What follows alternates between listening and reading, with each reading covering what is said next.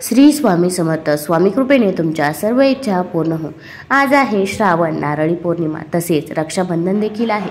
पौर्णिमेला ही वस्तू कुणालाही देऊ नका, नाहीतर लक्ष्मी कायमची निघून जाईल, आर्थिक संकट देखील येईल. तर कोणती आहे ती गोष्ट ते आपण जाणून घेऊया. जाणून घेण्यापूर्वी तुम्ही चॅनलवरती नवीन असाल तर चॅनलला लाईक करा आणि सबस्क्राईब देखील करा आणि कमेंटमध्ये श्री स्वामी समर्थ लिहायला विसरू नका. हिंदू धर्मात श्रावण पौर्णिमा खूप महत्त्वाची मानली जाते, कारण या दिवशी रक्षाबंधन हा सण देखील साजरा केला जातो. याला श्रावण पौर्णिमा असेही म्हणतात. ही पौर्णिमा म्हणजेच नद्यांमध्ये स्नान करणे, दान करणे आणि शिवपूजनासाठी सर्वोत्तम तिथी मानली जाते. पौर्णिमेच्या दिवशी भगवान विष्णू, माता लक्ष्मी आणि चंद्रदेव यांची पूजा केली जाते. या पौर्णिमेच्या रात्री लक्ष्मीची पूजा करणाऱ्या भाविकांना कधीही पैशाची कमतरता भासत नाही असे मानले जाते. पण यावर्षी श्रावण पौर्णिमा ही 2 दिवसांची आहे.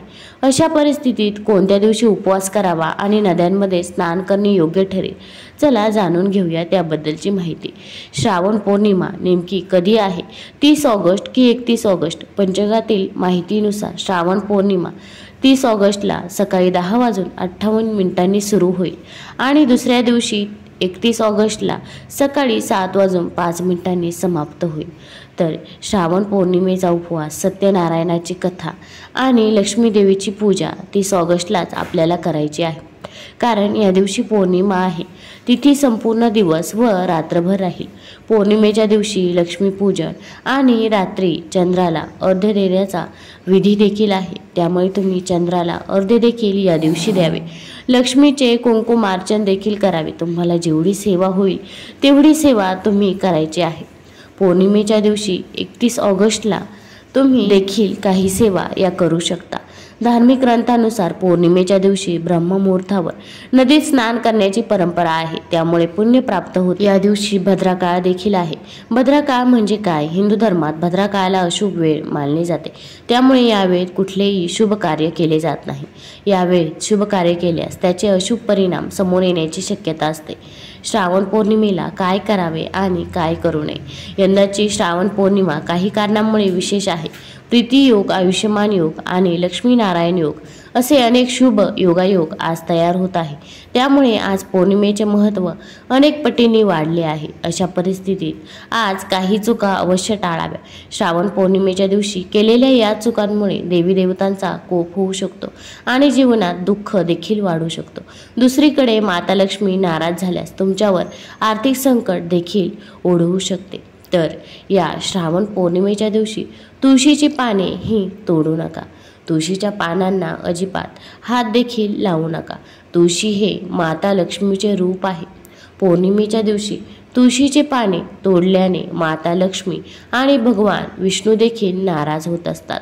आपण एकादशीच्या दिवशी देखील तुळशीची पाने तोडत नाही किंवा तुळशीला हात देखील लावत नाही. श्रावण पौर्णिमेच्या दिवशी काळ्या रंगाचे कपडे तुम्ही घालू नका. या दिवशी पांढरे कपडे किंवा पिवळे कपडे किंवा रंगीत कपडे घालणे हे शुभ मानले जाते. तसेच या दिवशी रक्षाबंधन देखील आहे. तुम्ही लाल रंगाचे कपडे हे आवर्जून घालावे. श्रावण पौर्णिमेच्या दिवशी कोणत्याही गरजूला रिकाम्या हाताने परत जाऊ नका. तर या दिवशी स्नान करून दान करा. पौर्णिमेच्या दिवशी पवित्र नदीत स्नान करावे. हे शक्य नसेल तर स्नानाच्या पाण्यात पवित्र नदीचे पाणी मिसळून स्नान करावे. तुम्ही गंगाजल टाकून देखील आंघोळ करू शकता आणि जर तुमच्याकडे गंगाजल नसेल तर आंघोळीच्या पाण्याकडे एकटक बघावे आणि हर हर गंगे म्हणत आंघोळ करावे. यामुळे गंगा नदीमध्ये स्नान केल्याचे पुण्यही आपल्याला मिळत असते.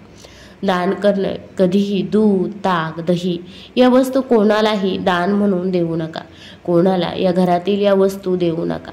माता लक्ष्मी घरातून निघून जाते. आपण अशा काही वस्तू पाहणार आहोत ज्या पौर्णिमेच्या दिवशी आपण या वस्तू कोणाला दान किंवा अशा देऊ नये. जर तो व्यक्ती आपल्या खूप जवळचा असेल किंवा आपल्या घरी कोणी एखादा गरीब व्यक्तीही काही मागण्यास आला तरी सुद्धा त्याला ही एक वस्तू चुकूनही तुम्ही देऊ नका, कारण की हा दिवस माता लक्ष्मीच्या आगमनाचा दिवस आहे. त्यामुळे तुम्ही या गोष्टीची काळजी घ्यावी. तर ती वस्तू म्हणजे धन, पैसा होय. कोणतीही व्यक्ती असो, ती आपल्या खूप जवळची आहे तरीसुद्धा तिला पैशाचे दान हे करू नका किंवा त्याला उधार देखील देऊ नका. इतर कोणत्याही वस्तू द्या, पण पैसा दान करू नका.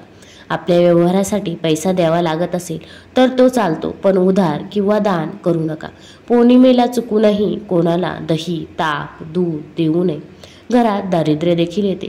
आता तुम्ही म्हणशाल की या दिवशी रक्षाबंधन देखील आहे, मग आपली बहीण आपल्याला ओवाळत असते, मग आपण तिला ओवाळणी म्हणून पैसे टाकत असतो. तर ते पैसे टाकलेले चालतील, पण कुणाला पैसे उधार म्हणून तुम्ही अजिबात देऊ नका. पौर्णिमेला दही, दूध, ताक जर कुणाला दिले तर आपल्या घरामध्येच दारिद्र्य येते. शास्त्रात या वस्तू देणे अशुभ मानले जाते. तसेच कोणालाही संध्याकाळी मीठ देखील देऊ नये. लक्ष्मी नाराज होते. धार्मिक मान्यतेनुसार पौर्णिमेचा दिवस हा भगवान विष्णू आणि जगाचे रक्षण करणाऱ्या माता लक्ष्मीच्या उपासनेचा दिवस आहे. या दिवशी विधीपूर्वक पूजा केल्याने सर्व सुख प्राप्त होते. एवढेच नाही तर या दिवशी काही खास उपायही सांगण्यात आले आहे. जर तुम्ही आर्थिक टंचाईने त्रस्त असाल तर तुम्ही पौर्णिमेच्या दिवशी या काही वस्तू जरूर घरी आणाव्या. तर पहिली वस्तू म्हणजे कासव. पौर्णिमेच्या दिवशी भगवान विष्णू आणि माता लक्ष्मीची कृपा प्राप्त करण्यासाठी आपण घरी कासव आणावे. असे म्हटले जाते की कासव हा भगवान विष्णूंचा अवतार आहे. प्राचीन काळी समुद्र मंथनाच्या वेळी भगवान विष्णूंनी कासवाचे रूप धारण केले होते. या दिवशी घरात कासव आणणे खूप शुभ मानले जाते. हे घराच्या उत्तर दिशेला स्थापित केले जाते. घरी ठेवल्याने सुख समृद्धी येते आणि आर्थिक चणचण देखील दूर होते. आपण देवघरामध्ये कासव हे ठेवू शकतो. तसेच हत्तीची प्रतिकृती. हिंदू धर्मात देवी लक्ष्मीला प्रसन्न करण्यासाठी हत्तीचीही पूजा केली जाते. हत्ती हे संपत्तीचे प्रतीक मानले जाते. हत्तीची पूजा केल्याने लक्ष्मी आणि भगवान गणेश प्रसन्न होतात असे म्हणतात. हत्तीच्या कृपेने घरात सुख समृद्धी नांदते. तुम्ही आर्थिक विवशतेमध्ये त्रस्त असाल तर घरी हत्तीची मूर्ती जरूर आणावी. यामुळे घरामध्ये सकारात्मकता देखील राहते. जर तुम्ही दीर्घ काळापासून आर्थिक संकटांशी सामना करत असाल किंवा आर्थिक संकट तुमची साथ सोडत नसेल तर पौर्णिमेच्या दिवशी मासे हे जरूर घरी आणावे. याशिवाय घरामध्ये लक्ष्मीची मूर्ती किंवा तुम्ही फोटो देखील स्थापित करू शकता. मग तुम्ही फिश टँकमध्ये मासे देखील या दिवशी ठेवू शकता. भगवान विष्णूंच्या पहिल्या 10 अवतारांपैकी पहिला अवतार म्हणजे मत्स्य अवतार. मग त्यामुळे तुम्ही फिश टँकमध्ये ठेवण्यासाठी मासे देखील घरी आणू शकता. तुम्हाला हा व्हिडिओ आवडला असेल तर चॅनलला लाईक करा, सबस्क्राईब करा. धन्यवाद.